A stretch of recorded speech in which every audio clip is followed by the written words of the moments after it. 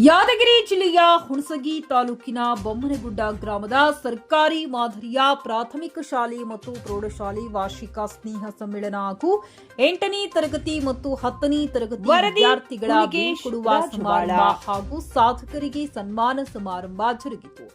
ಕಾರ್ಯಕ್ರಮವನ್ನ ಶಾಲೆಯ ಮುಖ್ಯ ಶಿಕ್ಷಕರು, ಎಸ್ಟಿಎಂಸಿ ಅಧ್ಯಕ್ಷರು ಹಾಗೂ ಗ್ರಾಮದ ಮುಖಂಡರುಗಳಿಂದ ಜ್ಯೋತಿ ಬೆಳಗಿಸಿ ಚಾಲನೆ ನೀಡಿದರು. ಜೀವನದಲ್ಲಿ ಶಿಕ್ಷಣವು ಮುಖ್ಯ. ಶಿಕ್ಷಣವನ್ನ ಪಡೆದುಕೊಂಡರೆ ನಾವು ಎಲ್ಲಿ ಬೇಕಾದರೂ ಬದುಕಬಹುದು. ಹಾಗಾಗಿ ವಿದ್ಯಾರ್ಥಿಗಳು ಸಮಯ ವ್ಯರ್ಥ ಮಾಡದೆ ಹೆಚ್ಚಿನ ಆಸಕ್ತಿ ವಹಿಸಿ ಓದಿದರೆ ಅವರ ಜೀವನ ಮುಂದೆ ಚೆನ್ನಾಗಿರುತ್ತದೆ. ಹಾಗಾಗಿ ಶಿಕ್ಷಣಕ್ಕೆ ಒತ್ತು ಕೊಡಿ ಎಂದು ರಾಜನಕೊಳ್ಳೂರು ಪ್ರೌಢಶಾಲೆ ಮುಖ್ಯ ಗುರುಗಳಾದ ಶಿವರಾಜ್ ಬಿರೇದಾರ್ ವಿದ್ಯಾರ್ಥಿಗಳ ಕುರಿತು ಮಾತನಾಡಿದರು. ವಿದ್ಯಾರ್ಥಿಗಳಲ್ಲಿ ಹಾಗೂ ಪೋಷಕರಲ್ಲಿ ಶಿಕ್ಷಣದ ಬಗ್ಗೆ ಕುರಿತು ಹೇಳಿದರು. ಕಾರ್ಯಕ್ರಮದಲ್ಲಿ ಪುಟ್ಟ ಮುದ್ದು ವಿದ್ಯಾರ್ಥಿಗಳು ಸುಂದರವಾದ ವೇಷಭೂಷಣ ಧರಿಸಿ ಬಹಳ ಮುದ್ದಾಗಿ ಡ್ಯಾನ್ಸ್ ಮಾಡಿ ನೋಡುಗರ ಗಮನ ಸೆಳೆದರು ಹಾಗೂ ಅನೇಕ ವಿದ್ಯಾರ್ಥಿಗಳು ಬಗೆಬಗೆಯ ಹಾಡಿಗೆ ಹೆಜ್ಜೆ ಹಾಕಿದರು.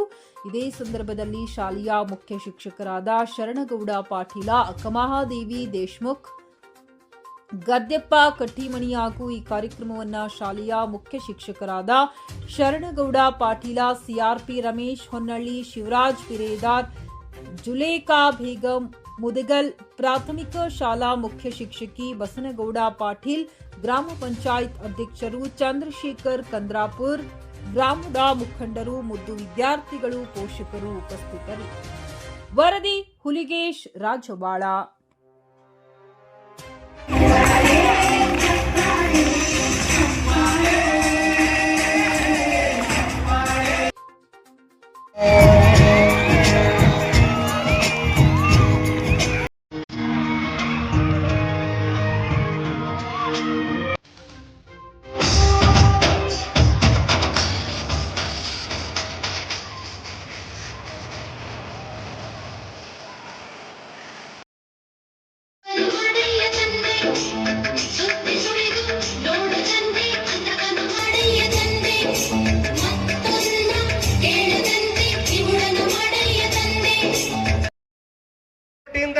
ಹುಣಸಿಗೆ ಹೋಗ್ತಕ್ಕಂಥ ಬಸ್ಸಿಗೆ ಹೋಗಿ ನಾವು ಶಾಲಿ ಕಲ್ತು ಬಂದಿದ್ವಿ.